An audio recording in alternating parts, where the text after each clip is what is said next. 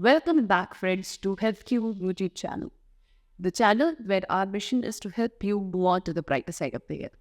If you are a stroke survivor or if you are a caregiver, then this video is a must watch for you. Because in today's video, what I'm going to share with you are the 6 important benefits of encouraging early mobility in stroke survivors and 6 tips that will help you to attain this early mobility. Let's get started. But before we discuss about the importance of the early mobility, let's first understand what exactly is stroke. Well, stroke is a very sudden, severe brain injury. Here, the injury is not a physical injury, but there is a damage due to stoppage of the blood supply, due to an ischemia. What does that mean? Is due to the blockage, the blood suddenly stops moving to the brain, or else there is a hemorrhage, which means there is rupture of a brain artery, which will need to send it.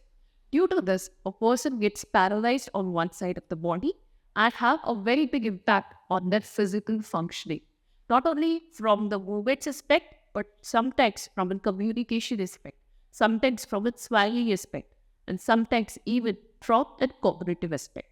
But the importance here is to work on encouraging early mobility, because motion or movements have proven that helps early recovery, at the same time attain holistic well-being.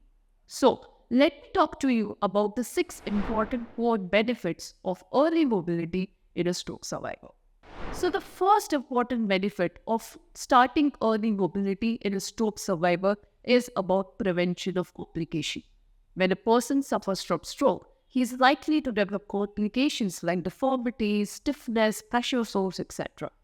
But if we start mobilizing the patient early, the chances of developing this complication reduces.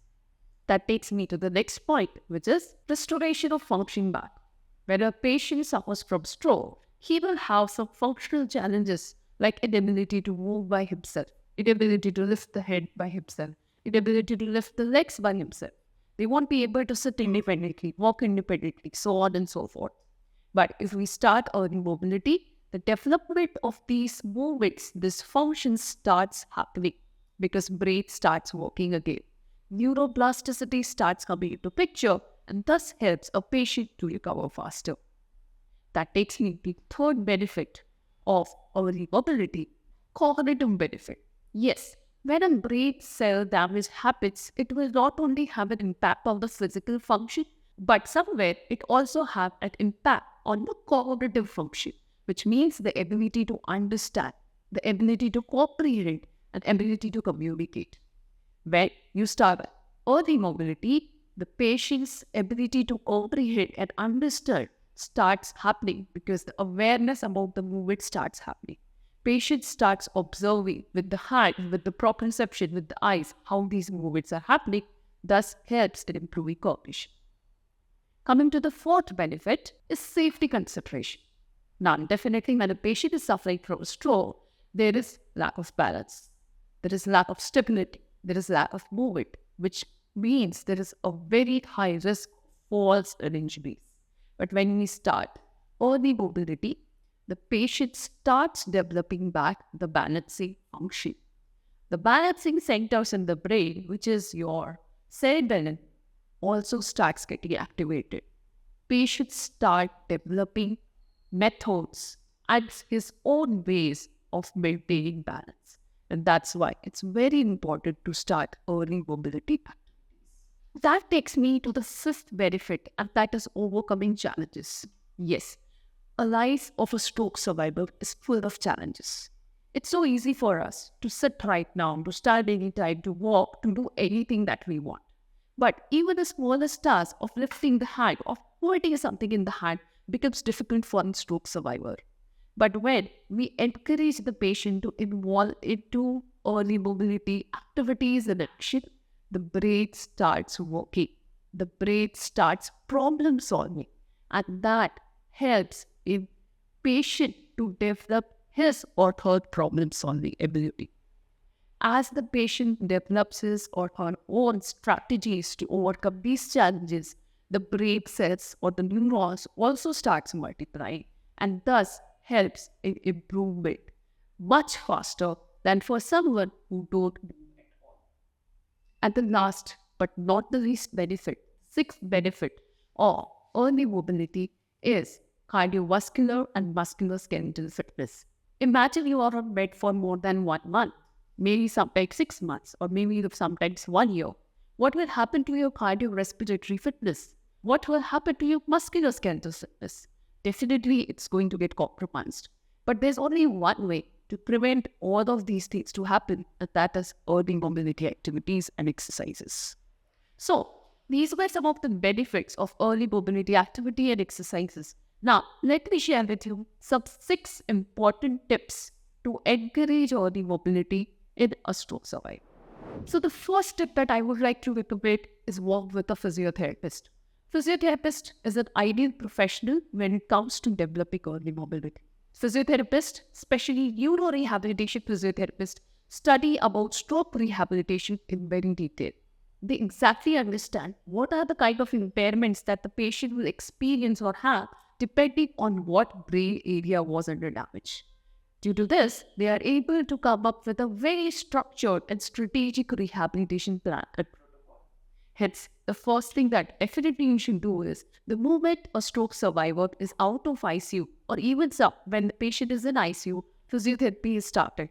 The sooner we start the physiotherapy, the better it is for the patient. So make sure to work with a physiotherapist in a very close manner. That takes me to the second tip that I would recommend here, and that is to set realistic goals. Now, many a times we have seen in our practice that patients and the caregivers have this expectation that in 1 or 2 months, the patient will be absolutely all right. They will be walking. They start comparisons. But unfortunately, brain is the only organ where even today, humankind have not unraveled all its secrets. Every brain is different. Every individual is different. And that's why every recovery story is also different. Hence, it's very important not to set some unrealistic goals and expectations, because eventually what will happen, that leads to a lot of depression and anxiety. Hence, it's better that you talk to a physiotherapist, set some realistic goals based on the kind of damage that has happened to the brain, and then work gradually over achieving it. The key here is patience and consistency. The more patient and more consistent you are, the better is your outcome. That takes me to the third tip. Use mobility aid as and required. Yes, whenever a stroke patient is trying to sit independently, walk, all that, there will be requirement of some support. And that's where, without hesitation, use your mobility aids. Fourth tip is perform passive movements. Now, passive movement is the great way to start early mobility. When a patient is on bed, he or she does not develop good functional activities, the best way to start is with passive movements. Make sure each and every joint is moved so that early mobility can be attained. Fifth point, make sure to keep the exercises gentle. When a stroke survivor is doing these exercises, since the muscle tone is not right, there are very high chances of injuries and damage. And that's why it's very important to be mindful in keeping these exercises gentle. Even when you are transferring the patient, you have to be very careful that there is no damage that has happened on the joints due to wrong handling. Do you know that stroke survivor most of the time develop shoulder injuries just because of wrong handling? And that's why it is important that you learn right handling technique from the nurses, from the hospital, or the physiotherapist who is working with you, so that you prevent the damages as much as possible. And that takes me to the sixth point and the last tip that I would like to share in this video. Make sure to change the position of the patient frequently. Ensure that you turn the patient every 1 hour on each and every side. The 3 benefits of this is, number 1, the awareness of different body area that may grow. Patient have one-sided neglect when he or she suffers from stroke. If we want to reduce that, the best way is to do the position changes. Second thing, it will prevent pressure sores.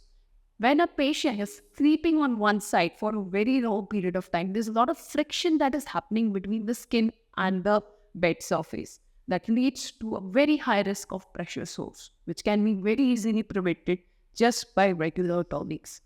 And the third benefit of doing this is to ensure and encourage spinal movement. Whenever you are turning the patient side to side or changing the position, the spine muscles are getting activated. And do you know what? Spine muscles are the first to recover and develop movement, and that's how the progress of movement happens. So first the spine movements will develop, later on the hand movements will develop, then the finger movements will develop, so on and so forth for legs as well. So friends, make sure to follow these 6 steps and ensure to develop early mobility habits if you have a stroke survivor at home or you are a stroke survivor yourself. I hope this video was helpful. I'd love to hear your feedback on this video, so make sure to comment in the comment section below. I'll see you in another video. Thank you.